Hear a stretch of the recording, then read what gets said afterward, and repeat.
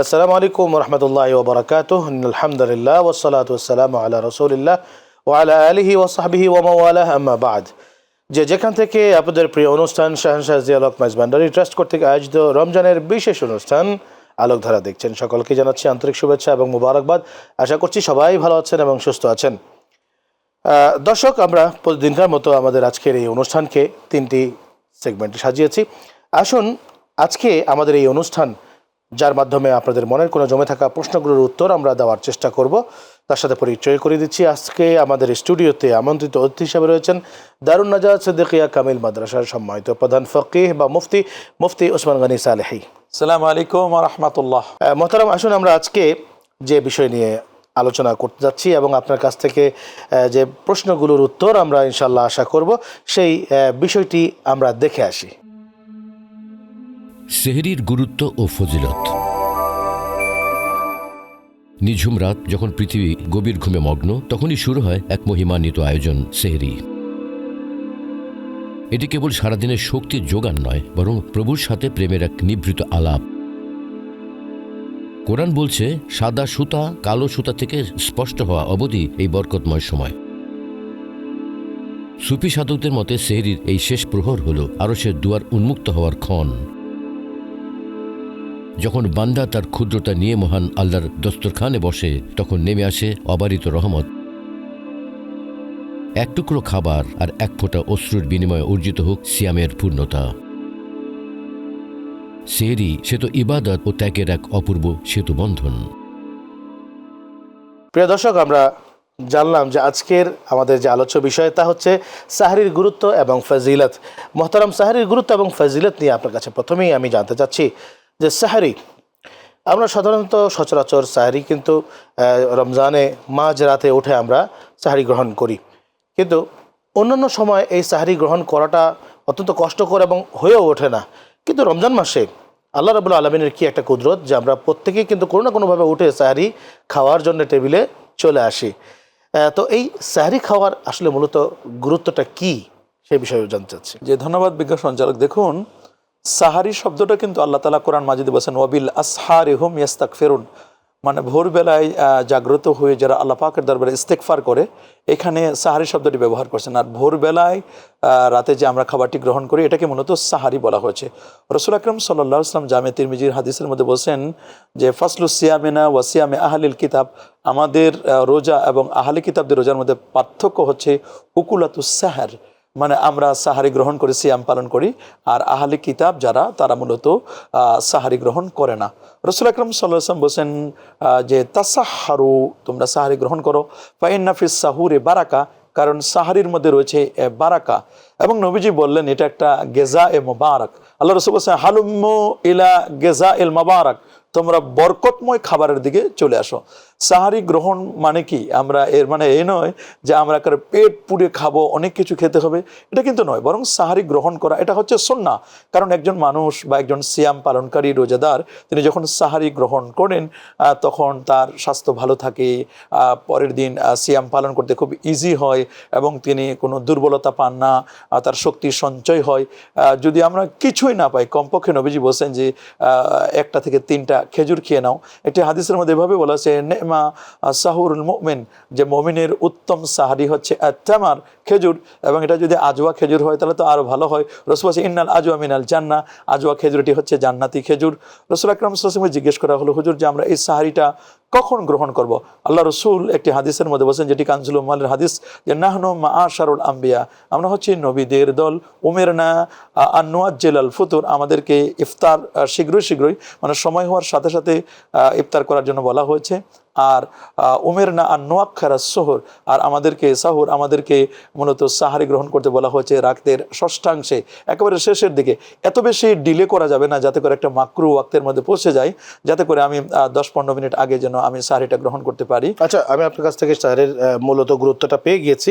আমি এই পর্যায়ে আপনার কাছে জানতে চাইবো যে সাহারি আমরা অনেক সময় একটু আগে উঠে যাই, সেক্ষেত্রে সাহারির আগে কিংবা পরে যদি আমাদের হাতে সময় থাকে, সেক্ষেত্রে সেই সময়টাতে আমরা কি করতে পারি? ধন্যবাদ আপনাকে। দেখুন, সাহারির আগে যদি উঠে যাই, তাহলে প্রথমে সাহারি থেকে মানে ঘুম থেকে জেগে আমরা সুন্দর করে ফ্রেশ হয়ে নিব, কাজে হাজত সেরে উজু করে আমরা কমপক্ষে 2 রাকাত ভাগ্য ভালো হলে তো আরও যদি সময় থাকে 4 রাকাত থেকে 8 রাকাত পর্যন্ত সলাতুত তাহাজ্জুদ, তাহাজ্জুদের নামাজটি আমরা আদায় করে নিব। কারণ ফাতাহাজ্জাত বিহি নাফিলাতাল লাক আসা আন ইয়াবাসাকা রাব্বুকা মাকামা মাহমুদা।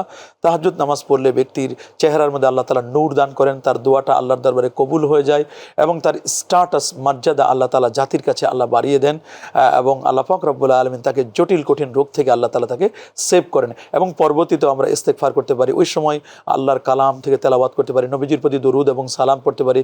এবং স্পেসিফিকলি এই সময়তে ইস্তেগফারের কথা বলা হয়েছে, আস্তাগফিরুল্লাহ রাব্বি মিন কুল্লি যামবি, এটা পড়তে পারি।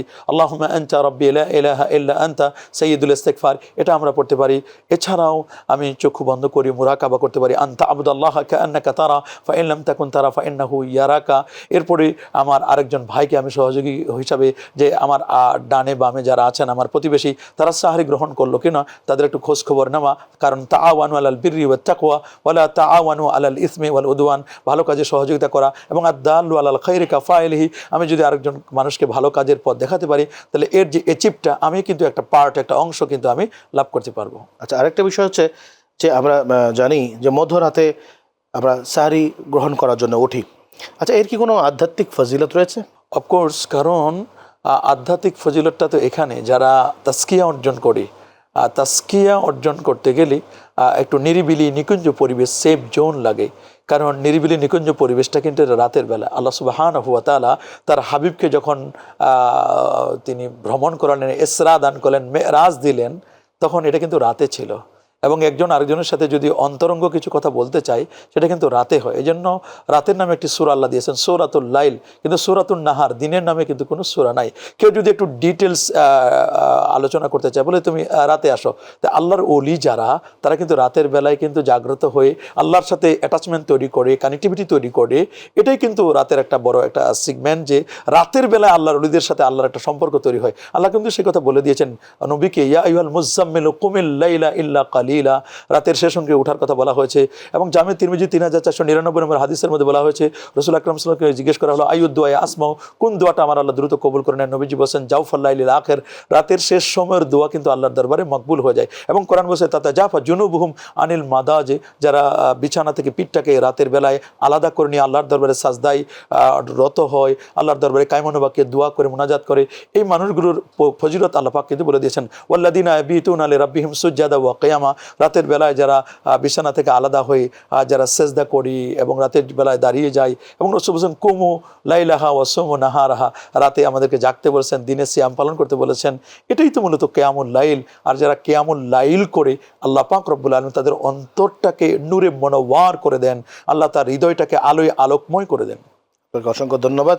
প্রিয় দর্শক, আমরা এতক্ষণ যাবৎ মুফতি ওসমান গনি সালেহীর কাছ থেকে অত্যন্ত গুরুত্বপূর্ণ কিছু তথ্য আপনাদেরকে দিতে পারলাম। তা হচ্ছে সাহরি খাওয়ার যে গুরুত্ব রয়েছে। অনেকে আছে ঘুমে কাতর হয়ে আমরা সাহরি গ্রহণ করতে চাই না, বুঝা সাহরি সারাই রোজা রাখবো, কিন্তু আসলে এটি উচিত নয়। বিগত জামানার ইহুদি নাসারা তারা সাহরি বিনা তারা রোজা রাখতো তাদের ধর্ম অনুযায়ী। সুতরাং তাদের সাথে তাশবিহ তথা একরকম হওয়া যাবে না। আমাদের সাহরি গ্রহণ করতে হবে আল্লাহ রাসূলের সুন্নাহ। এবং অবশ্যই সাহরি গ্রহণ করার আগে পিছে আমরা টেলিভিশন ছেড়ে না দিয়ে, গান না শুনে, আমরা ওই জায়গাটুকুতে আল্লাহ রাব্বুল আলামিনের নৈকট্য হাসিল করার জন্য তাসবিহ পড়তে পারি, নামাজ পড়তে পারি। প্রিয় দর্শক, আমরা এখন আমাদের দ্বিতীয় সেগমেন্ট তথা নবী এবং রাসূলদের জীবনীতে চলে যাচ্ছি।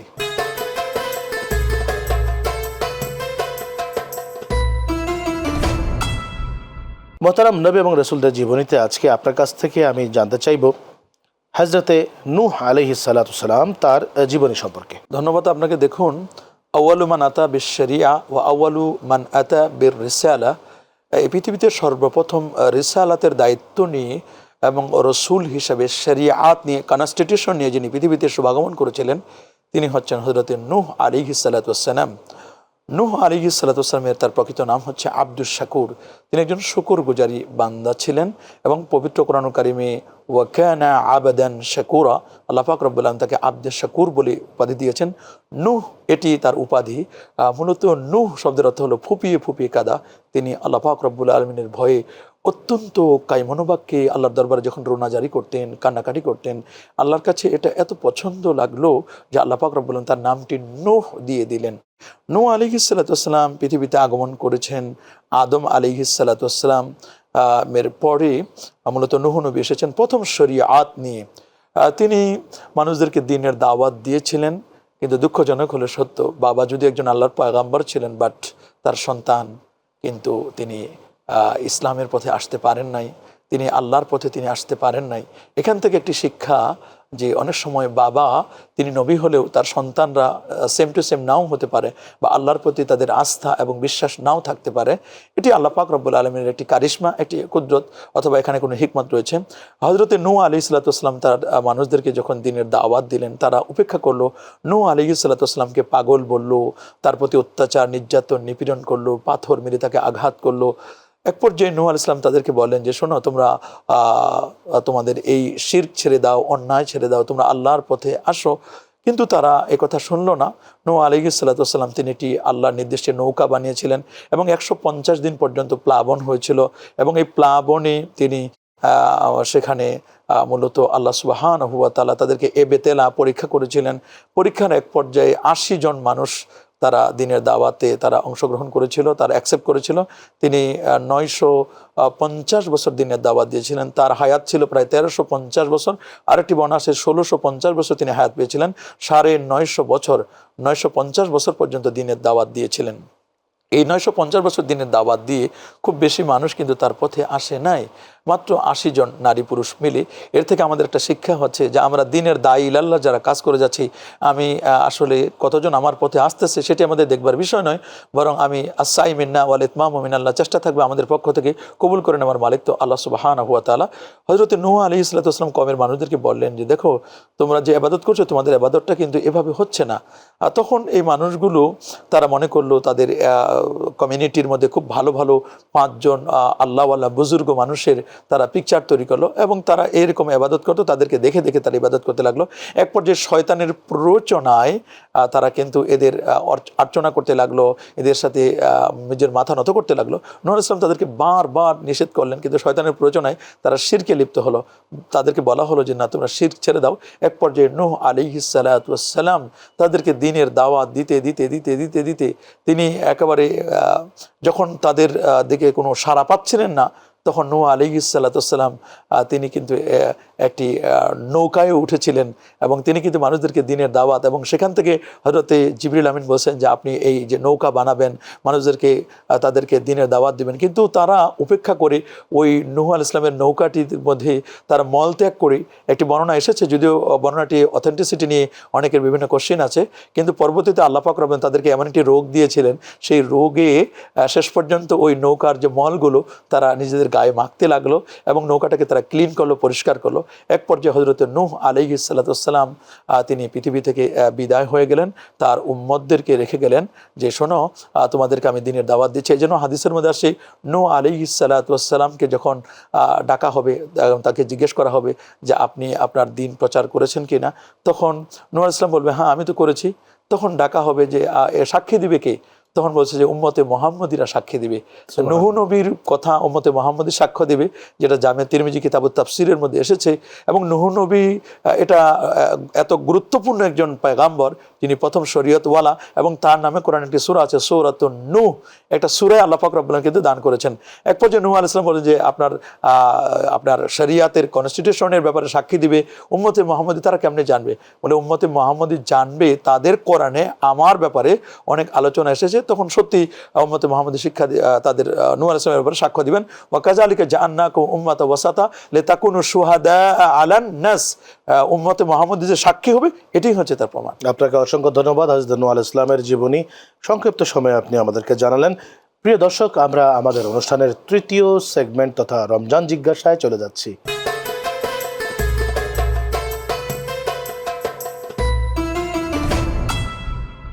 রমজান জিজ্ঞাসায় আমি আপনার কাছে এই পর্যায়ে জানতে চাইব, তারাবির নামাজ সম্পর্কে, এটি কি 20 রাকাত নাকি এর থেকে কম নাকি এর থেকে বেশি, এবং বিতরের নামাজ কত রাকাত? ধন্যবাদ আপনাকে। দেখুন, সলাতুত তারাবি এই শব্দটা তারবিহাতুন থেকে এসেছে। শব্দটি মূলত বলছে যে তারাবি এটি 8 নয়, কারণ প্লুরাল জমা হতে গেলে তো অবশ্যই 2-এর অধিক হতে হবে। তাই যদি 2-এর অধিক হয় তাই এক তারবিয়া বলা হয় 4 রাকাতকে, তাই 2 তারবিয়া হচ্ছে 8 রাকাত, তাই 2-এর অধিক হলে তো কমপক্ষে 8-এর উপরে হতে হবে। তার মানে তারাবি শব্দটি আমি ব্যবহার করছি আর এদিকে আমি বলছি যে 8 রাকাত, তাহলে এটা শব্দের সাথে বেইমানি করা হবে। মূলত তারাবির নামাজটি এটি হচ্ছে 20 রাকাত, যেটি মুসান্নাফ ইবনে আবি শাইবার মধ্যে আবু বকর ইবনে আবি শাইবা, যিনি ইমাম বুখারী রাহমাতুল্লাহ আলাইহির দাদা উস্তাদ ছিলেন, তিনি তার মুসান্নাফের মধ্যে 7774 নম্বর যে হাদিসটি, সেখানে হযরতে আব্দুল্লাহ ইবনে আব্বাস রাদিয়াল্লাহু তাআলা আনহুমা কোট করেছেন যে ইন্না রাসূলুল্লাহ সাল্লাল্লাহু আলাইহি ওয়াসাল্লাম কানা ইউসাল্লি ফি রমাদানে 20 রাকাতান সাওয়াল বিত্রি, যে আল্লাহ নবী রমাদান কারিমে তিনি 20 রাকাত তারাবি পড়তেন এবং 3 রাকাত বেতের পড়তেন। এই হাদিসটির ব্যাপারে কেউ কেউ বলছেন হাদিসটি দঈফ, কিন্তু ইমাম সুয়ুতি এবং ইমাম জারকাশি সহ সকল ওলামা তারা তাদরিবুর রাবির মধ্যে বলেছেন, নুকাতের মধ্যে বলে দিয়েছেন যে ইন্নাল হাদিস দঈফ, নিশ্চয়ই দঈফ হাদিস, যা তালাক্কাতুল উম্মাতু বিল কবুল, উম্মত যখন এটাকে অ্যাকসেপ্ট করে নেবেন তখন এটা কাজ সহি, এটা সহির মতো হয়ে যাবে।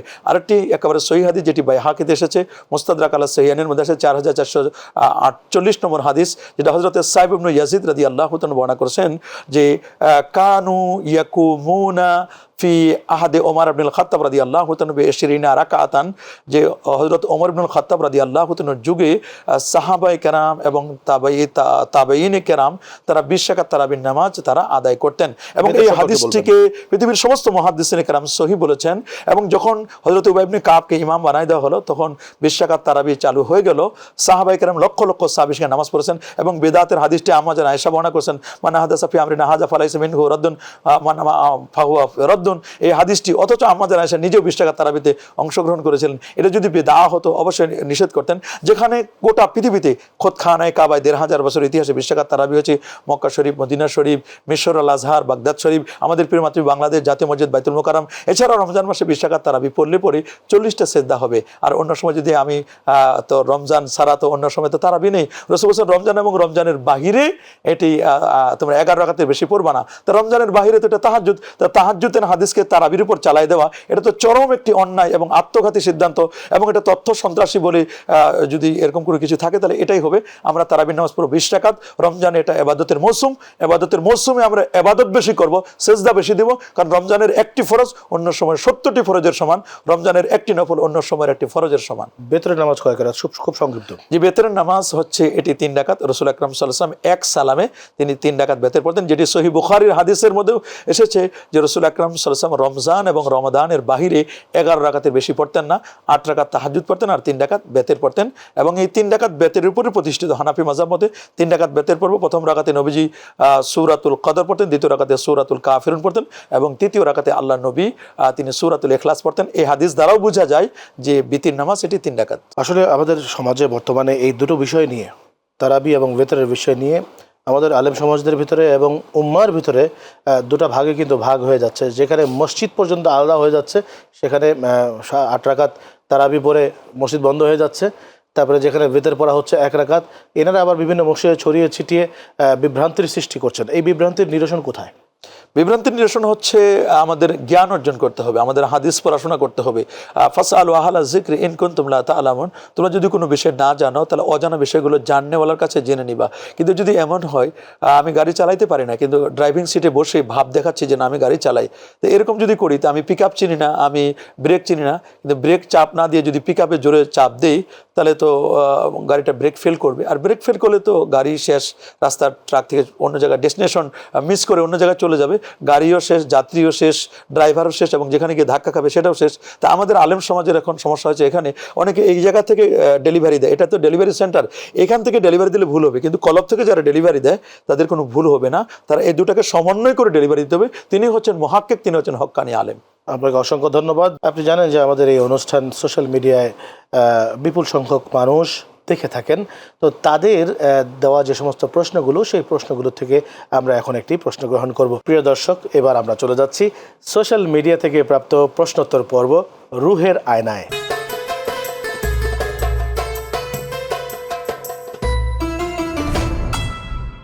রুহের আয়নায় আমরা এই পর্বে যে প্রশ্নগুলো পেয়েছি সেই সমস্ত প্রশ্নের মধ্য থেকে একটি প্রশ্ন আমরা আপনাদের সামনে তুলে ধরছি এবং সেটির উত্তর দিবেন মুফতি ওসমান গনি সালেহী। আমার এক ভাই প্রশ্ন করেছেন যে ইবাদতের মধ্যে খুশু খুজু বা একাগ্রতা আনার ক্ষেত্রে রোজাদারের কি ভূমিকা গ্রহণ করতে হবে সেই বিষয়ে আমার এক ভাই জানতে চেয়েছেন। ধন্যবাদ আপনাকে। সাথে আমরা আরও স্পেশাল থ্যাঙ্কস জানাচ্ছি যিনি ভাই প্রশ্ন করেছেন। প্রিয় দর্শক, আমরা যদি ইবাদতের মধ্যে খুশু এবং খুদু মানে বিনয় চিত্তে ইবাদতে আমরা যদি করতে চাই, তাহলে অফকোর্স রমজান এক্ষেত্রে কি সহায়ক ভূমিকা রাখতে পারে সে বিষয়টি আমরা জানবো। আপনারা জানেন যে ইবাদত কাকে বলে, এটাকে আমাদেরকে জানতে হবে। ইবাদত হচ্ছে আনতা আবুদাল্লাহ কান্নাকা তারা ফাইল্লাম তাকুন তারা ফাইন্নাহু ইয়ারাকা, যেটি সহিহ মুসলিমের প্রথম হাদিস, যে তুমি এমনভাবে ইবাদত করবে কেমন যেন তুমি আল্লাহকে দেখতে পাচ্ছ।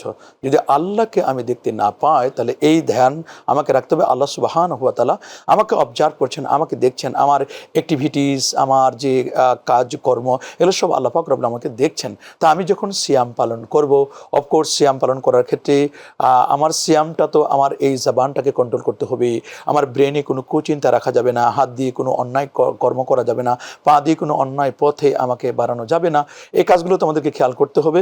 বিশেষ করে রমজান কারিমের অর্থ এই নয় যে শুধুমাত্র সাহারি গ্রহণ করে ফজরের নামাজ না পড়ে একেবারে 2টা, 2:30 বা 3টা পর্যন্ত শুধু ঘুমিয়ে ঘুমিয়ে সময়টি কাটিয়ে দিলাম, এক ওয়াক্ত নামাজও পড়লাম না। এটা কিন্তু রমজান নয়, বরং রমজানের যে স্পিড রয়েছে এটাকে আমাদেরকে ধরে রাখতে হবে। কারণ পবিত্র কোরআন কারিমে আল্লাহ সুবহানাহু ওয়া তাআলা বলেন, কাদ আফলাহাল মুমিনুন আল্লাযীনা হুম ফি সালাতিহিম খাশিউন। খুশু এবং খুদুকে জানবেন, খুশু খুদু জানবেন যিনি, তিনি হচ্ছেন আল্লাহর উলিরা। গাউসে পাক আব্দুল কাদের জিলানী রহমতুল্লাহ আলাইহি সহ খাজা মঈনুদ্দিন চিশতি রহমতুল্লাহ আলাইহি তারা বলতে পারেন খুশু খুদুটা কি? বিনয় চিত্তে নামাজ পড়া, হুজুরি কালবের সাথে নামাজ পড়া, আমার হৃদয় মন সব এমনভাবে নামাজে আত্মনিয়োগ করা, নামাজে আমি যা পড়ছি আমার ফিলিংসটা এমনভাবে আমাকে উপলব্ধি করতে হবে যাতে করে আমি আল্লাহর সামনে দাঁড়িয়ে রয়েছি, যেন এটা আমার জীবনের শেষ নামাজ। এটাই মনে হয় আমার জীবনের শেষ নামাজ। আমি মনে হয় পুলসেরাতের উপর দাঁড়িয়ে রয়েছি, মালাকুল মউত আমার পিছনে অপেক্ষা করছি, আমি একটু পরে মারা যাব। যদি এই ধ্যান খেয়াল নিয়ে যদি আমি নামাজটা আদায় করতে পারি, তাহলে অফকোর্স এই নামাজটা আমার খুশু এবং খুদু হবে। এবং রমজান যেহেতু তাকওয়া অর্জনের মাস, আর নামাজ কিন্তু আমাদেরকে তাকওয়া অর্জনে আমাদেরকে সহায়ক হবে। এই জন্য রমাদান এবং নামাজের খুশু খুদু দুটা কিন্তু মূলত অঙ্গাঙ্গিভাবে জড়িত। আমরা যদি সিয়াম সাধনা করি, তাহলে সিয়াম সাধনার মাধ্যমে আমাদের তাকওয়া অর্জিত হবে, আর যদি তাকওয়া অর্জিত হয় তাহলে অফকোর্স আমার নামাজের মধ্যে খুশু খুদু অটোমেটিক চলে আসবে। আপনাকে অসংখ্য ধন্যবাদ। আপনি অত্যন্ত চমৎকারভাবে আলেম সমাজের প্রতি একটি দিক নির্দেশনামূলক বাণী আপনি প্রদান করেছেন। সেই সাথে তারাবির নামাজ, বিতরের নামাজ সম্পর্কে সঠিক দালিলিক আলোচনা করেছেন, এবং সেই সাথে হযরত নূহ ইসলামের জীবনী এবং সাহরির উপরে গুরুত্বপূর্ণ আলোচনা আপনি করেছেন। সেজন্য আপনাকে আবারও ধন্যবাদ জানাচ্ছি। ধন্যবাদ আপনাকে এবং মাই টিভির সম্মানিত দর্শকদেরকেও ধন্যবাদ জানাচ্ছি। প্রিয় দর্শক, আমরা তখন যাবত মুফতি ওসমান গনি সালেহীর কাছ থেকে অত্যন্ত সুন্দর চমৎকারভাবে দালিলিক আলোচনা শুনলাম সাহরির উপরে, হযরত নূহ ইসলামের জীবনের উপরে, এবং সেই সাথে তারাবি এবং বেতরের নামাজের উপরে। আল্লাহ রাব্বুল আলামিন যেন আমাদেরকে সুন্দর করে ঐক্যবদ্ধ থেকে আল্লাহ রাব্বুল আলামিনের ইবাদত আদায় করা, পালন করার তৌফিক এনায়েত করুন, সেই কামনা করে আজকের মতো এখানে বিদায় নিচ্ছি। ভালো থাকবেন, সুস্থ থাকবেন। ওয়াসসালামু আলাইকুম ওয়া রাহমাতুল্লাহি তাআলা ওয়া বারাকাতুহু।